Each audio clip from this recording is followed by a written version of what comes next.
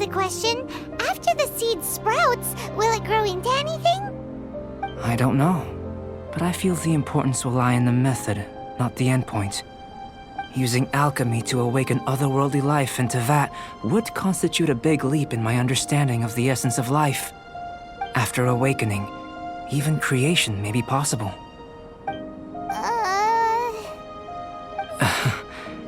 Still a little difficult to understand?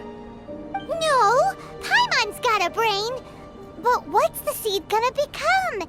Isn't that more interesting than whatever it was you were saying?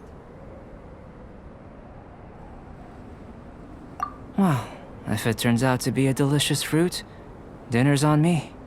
Yay! Paimon's holding you to it.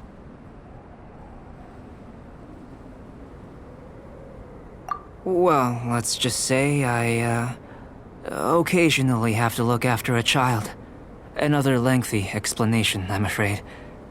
I suppose it's one of the few non-alchemy related disciplines I'm any good at.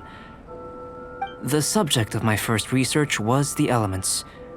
In this world, manipulating the elements requires a vision. Though I can't see anything resembling one on your person, how you're able to freely manipulate elemental power is something I'd like to ascertain. I've got a few questions in that regard. Firstly, do you have any extra organs? A second heart?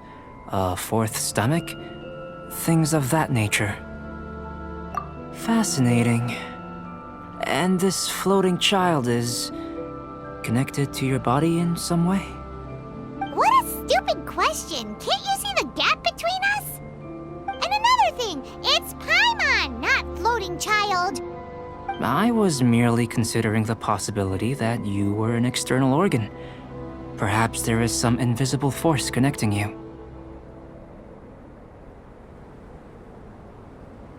Oh, that rules out that possibility.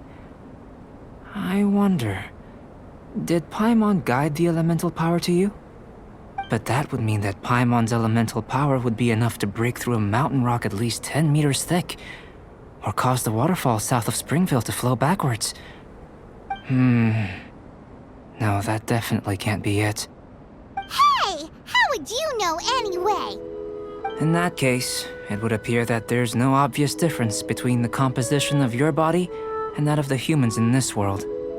Given that there's clearly a discrepancy in their research, it seems that only experimentation will yield the answers. Firstly, this mysterious elemental power. I'd like to examine exactly how it manifests externally. Let me lure a few slimes to the area. Perhaps you'd be able to defeat them, using whatever method comes most naturally to you. Huh? Doesn't seem very sciencey. Direct and clear observation are imperative to a good experiment. This is just a simple exercise. Naturally, if you require a greater challenge, we could bring in 6 Oceanids. Slimes! Slimes are fine.